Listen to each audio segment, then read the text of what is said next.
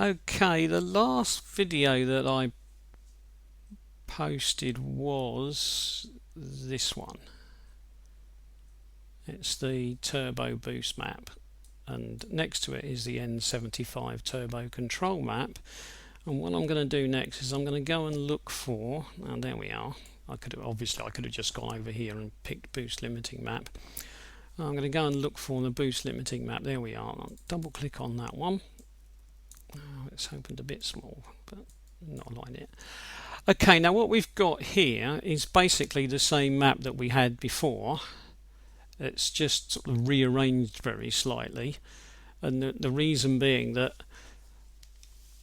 I want to make sure, or the designers want to make sure, if you like, I want to make sure by showing you that we don't get silly boost levels, because if we get silly boost levels then we might come unstuck and do some damage, especially to the turbocharger. So that's what this is all about. It's just to stop us getting silly boost levels.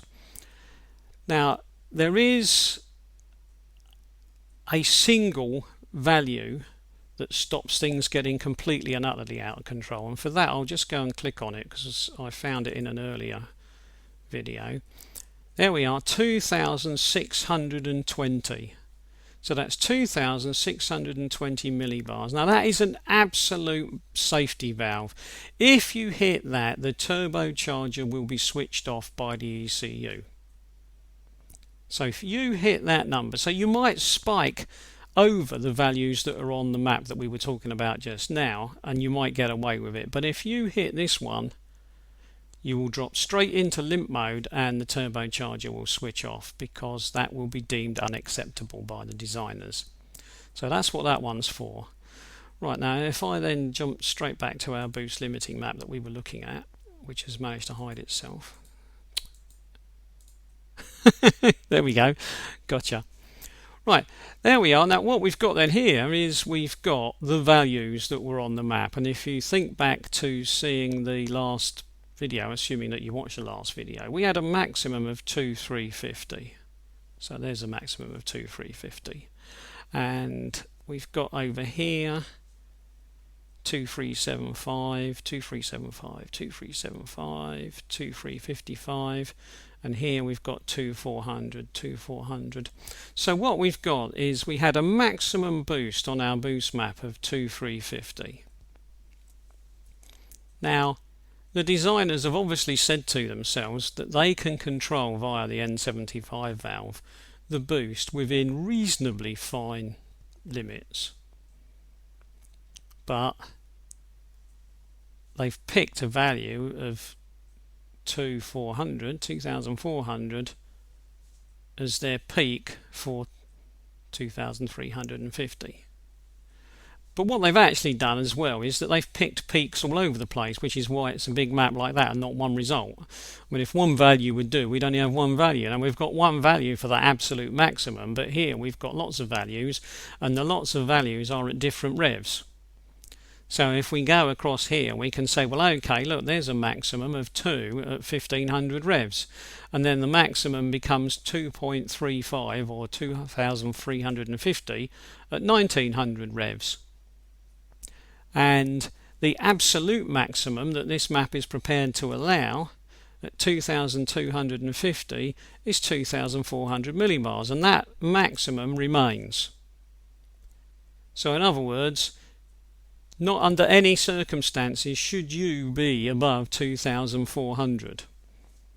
Now usually the way these things work in terms of errors is that if you rise above 2400 and then the turbo boost drops back fairly quickly, nothing happens. But if you rise above 2400 and stay above it for a set time, and that time is built into the file, then what happens is the ECU says, no, that's not what we've got built into our design, and you drop into limp mode and the turbocharger stops working. Now anyone who's had this, or anyone who's knowledgeable about these things, knows that it's not a constantly limiting thing. In other words, if you switch the ignition off and then switch it back on, you'll be okay and good to go, and limp mode will be gone. But as soon as you go over this value for a fixed time again, you drop back into limp mode.